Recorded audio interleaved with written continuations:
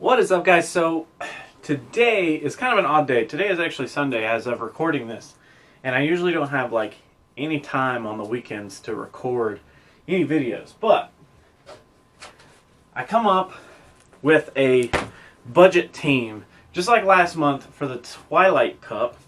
Almost said Tempest. I had an idea. Can you build a competitive team for only 100,000 Stardust? So taking into a couple of factors like second charge moves, how to save dust on second charge moves, and trying to really maximize your full potential out of a team of 6, these are the top 6 Pokemon for a team for less than 100,000 Stardust. My only challenge is to you guys. Can you make a actual competitive team for less than 100,000 Stardust? Barring that previous cups you don't have like any saved up Pokemon or anything like that. I'm talking like brand new from the Tempest Cup. Let's make a team of 6. First and foremost, I actually have Altaria being the top pick for this budget team. So Altaria has been proven to be just an amazing Pokemon all around in the Great League. It's got great bulk, it's got great stats, and it can really put a hurting on other Pokemon, especially with its fast Dragon-type move. Only costing 10,000 Stardust for a second move, and being that Swablu is pretty common in most areas, I would assume. I mean, in my biome, they're extremely common.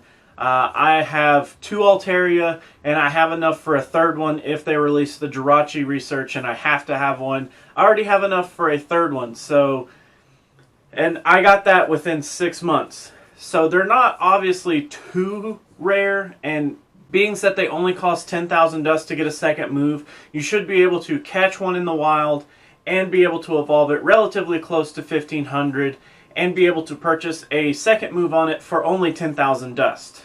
Altaria, great pick. Next, we actually have Wizcash. So Wizcash actually does play a little bit of an interesting role here. So I could see either doing Wizcash with a second move or doing Lantern without a second move. But that would be completely up to you guys. So the big difference between Wizcash and Lantern is Lantern has a lot more bulk and has access to electric type moves, whereas Wizcash has access to ice type moves, and then it doesn't have nearly as much bulk. It does have Mud Shot, which really does bring its performance up quite a bit, but it's not nearly as bulky as Lantern, but you kind of do forfeit some things depending on which one you choose. So Lantern, you would forfeit the major bulk. Wizcash can really put a hurting on Altaria, and being that Altaria is so cheap and it's just going to be running rampant, that quad weakness to ice is something that you really should have on your team somewhere. So Wizcash actually brings over a ice type move, whereas Lantern would only be able to bring either electric or water. So it's just kind of depending on which one you want. Personally, I would go with Wizcash.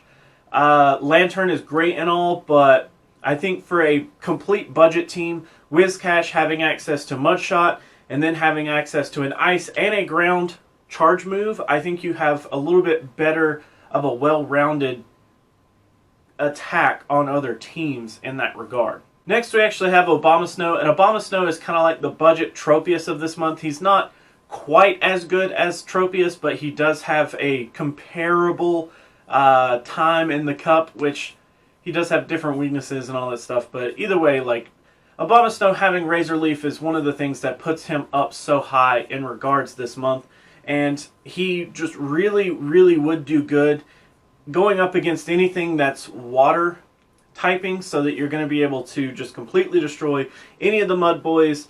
Lapras is going to be pretty good to go up against. Dugong is going to be pretty good to go up against. Stuff like that that really has a hard time dealing with Razor Leaf. I think Abomasnow is a great pick for that.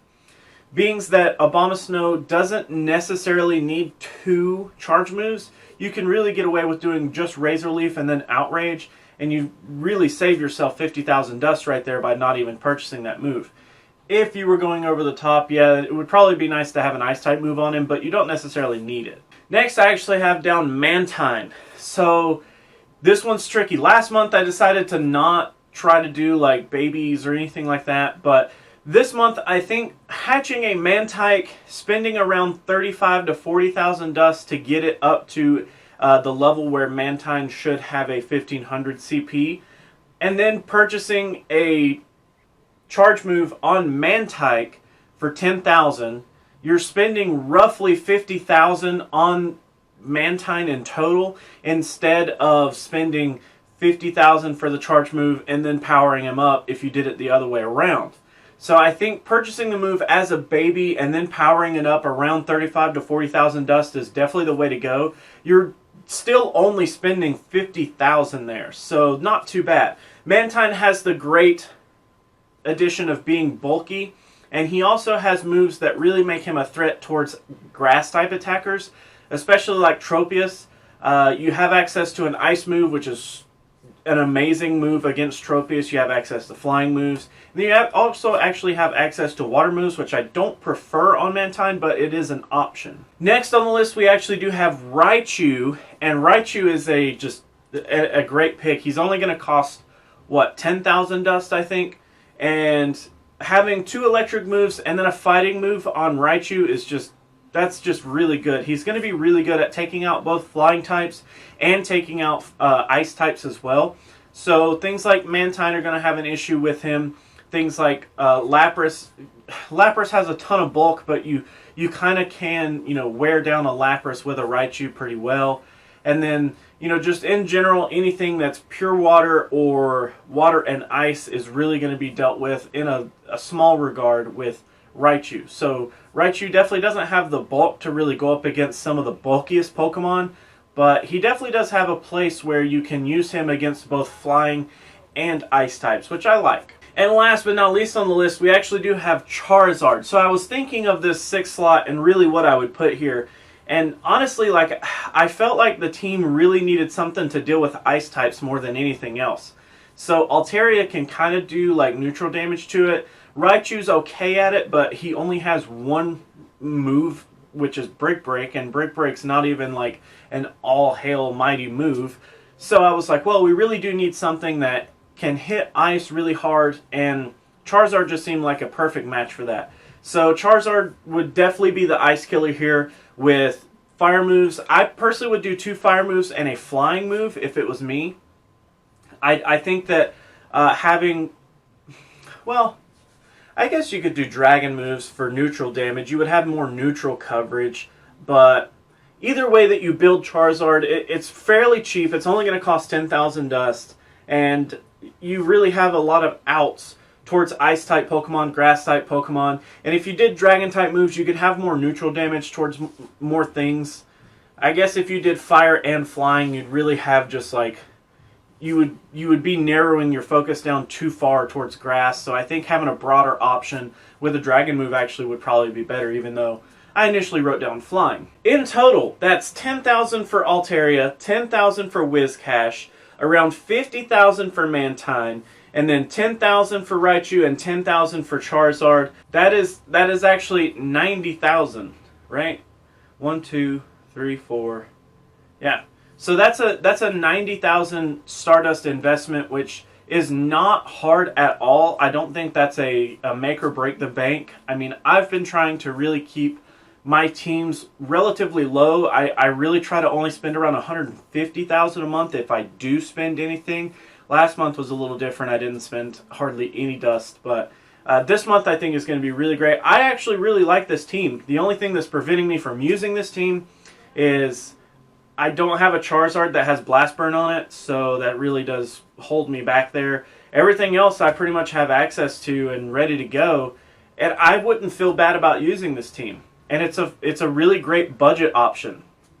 So, I would like to know what you guys think about building a Tempest Cup team under 100,000 dust. Building the ultimate budget team that just really has a chance to stand in this meta. Let me know what you guys think, what you guys can come up with. I'd be interested to know. Thank you guys so much for watching. If you like to like videos, make sure you do that. If you don't, you can be that guy. Otherwise, let me know what you have to say down in the comments below. And until our next video, I will catch you then.